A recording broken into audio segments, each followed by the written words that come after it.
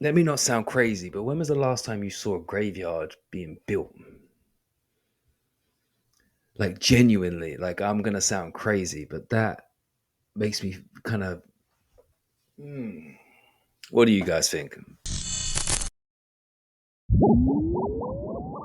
Watch this. I want you to fill in the story of the rest of the beginning of the universe. God, spiritual matter, impact on material matter. Okay, so two questions. All right. Go ahead. All right, your question, where did God come from, assumes that you're thinking of the wrong, obviously it displays that you're thinking of the wrong God, because the God of the Bible is not affected by time, space, or matter. If he's affected by time, space, or matter, he's not God. Time, space, and matter is what we call a continuum. All of them have to come into existence at the same instant, because if there were matter but no space, where would you put it? If there were matter and space but no time, when would you put it? You cannot have time, space, or matter independently. They have to come into existence simultaneously. The Bible answers that in 10 words. In the beginning, there's time. God created the heaven, there's space, and the earth, there's matter. So you have time, space, matter created a trinity of trinities there. Just, time is past, present, future. Space has length, width, height. Matter has solid, liquid, gas. You have a trinity of trinities created instantaneously, and the God who created them has to be outside of them. If he's limited by time, he's not God. The guy who created this computer is not in the computer. He's not running around in there changing the numbers on the screen, okay? The God who created this universe is outside of the universe. He's above it, beyond it, in it, through it. He's unaffected by it. So the concept that a spiritual force cannot have any effect on a material body, well, then I guess you'd have to explain to me things like emotions and love and hatred and envy and jealousy and rationality. I mean, if your brain is just a random collection of chemicals that formed by chance over billions of years, how on earth can you trust your own reasoning processes and the thoughts that you think? Okay, so your question, where did God come from, is assuming a limited God. And that's your problem. The God that I worship is not limited by time, space, or matter. If I could fit the infinite God in my 3-pound brain, he would not be worth worshiping, that's for certain. So that's the God that I worship. Thank you. I've never heard the existence of God to be explained so eloquently. Complete segments of Todd Standing's filming Whoa. of Sasquatch in another area where he's worked on, and That with him looks explaining really the background, real. which is so important.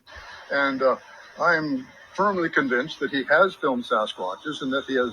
Captured deep in the forests of Radium, British Columbia, a figure emerges. It's not running, it's not hiding, it's just there, looming in the underbrush, eerily still, locked in a stare that many say feels too human. The clarity of the footage is unsettling. No shaky camera, no distant silhouette. Just a face, staring, unblinking. One commenter says it's the best footage so far, while others insist it's nothing more than a hoax. But some swear this is the real deal. Its eyes show awareness, intelligence, yet a primal coldness that's hard to fake. No blinking, no expression, just presence. Could this be the face of the fabled forest dweller, or the greatest mask ever made? Viewers are divided. But one thing's for sure, this isn't your usual blurry Bigfoot clip. Skeptics were quick to point fingers, calling it a survivalist stunt, a man in costume. But then, others chimed in. People who've studied these encounters. A few claimed the footage matches that of known researchers like Todd Standing, whose controversial Bigfoot documentaries have sparked both acclaim and outrage. One viewer insists they saw this exact clip presented by a reputable scientist. Another says the expression isn't just primal, it's conscious.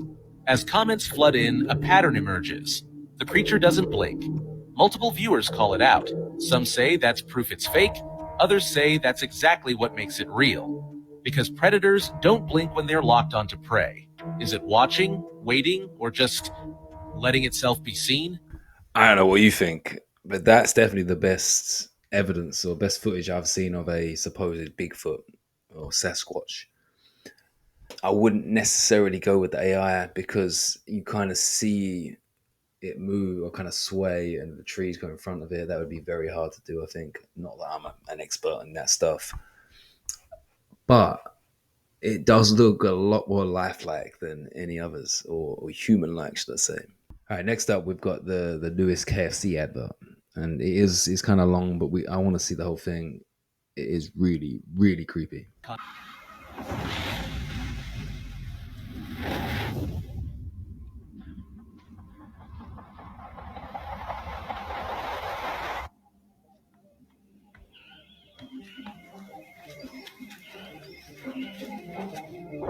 So I'm pretty sure no one talks this whole advert. And it definitely seems to be a lot of symbolism. Probably stuff that's going over my head.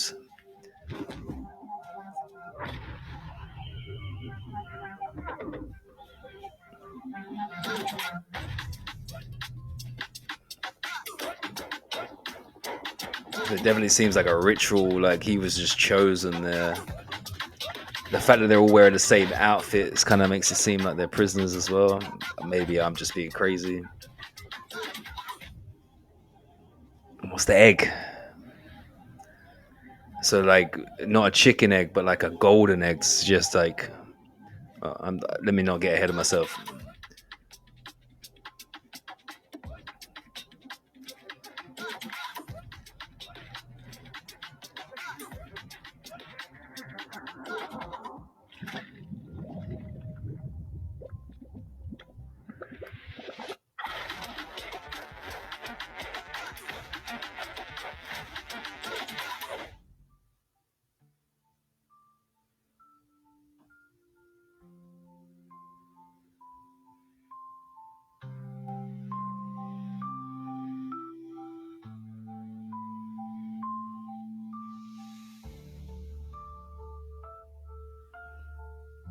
Bro.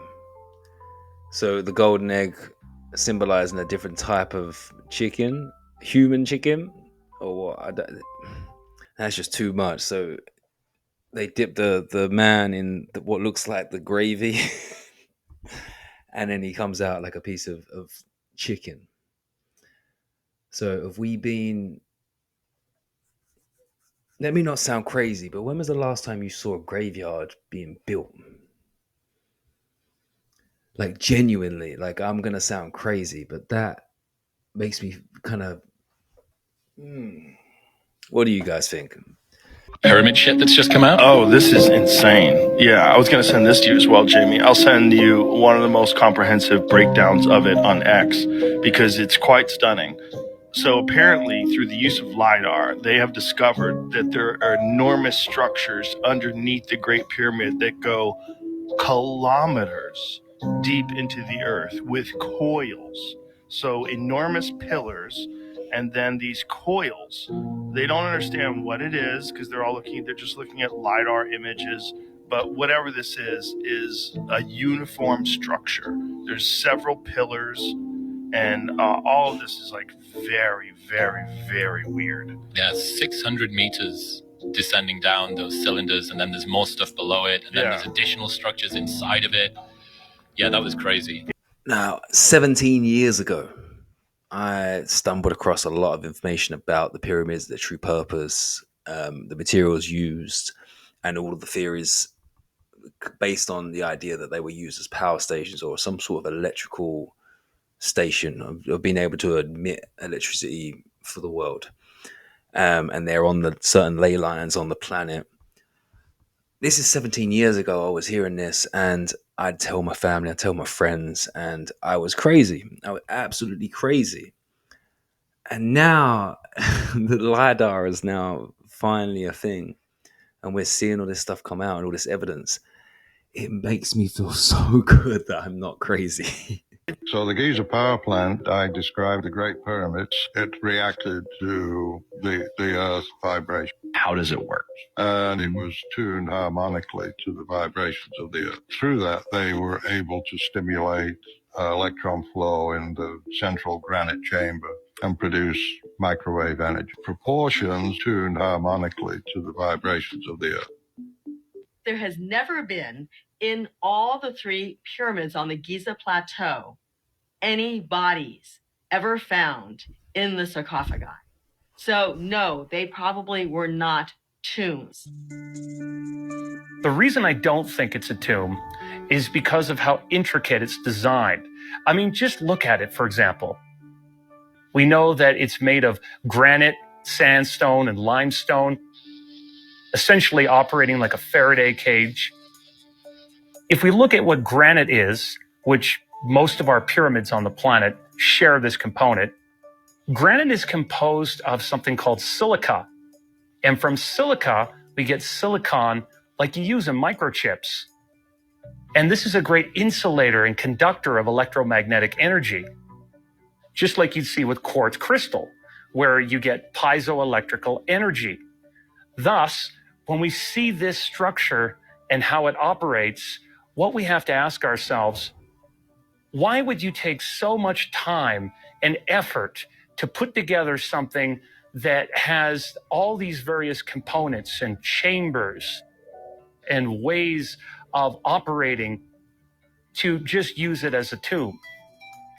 If you think about it, why would the highly advanced civilization capable of using such precise mathematical equations and precision build this for storing dead bodies?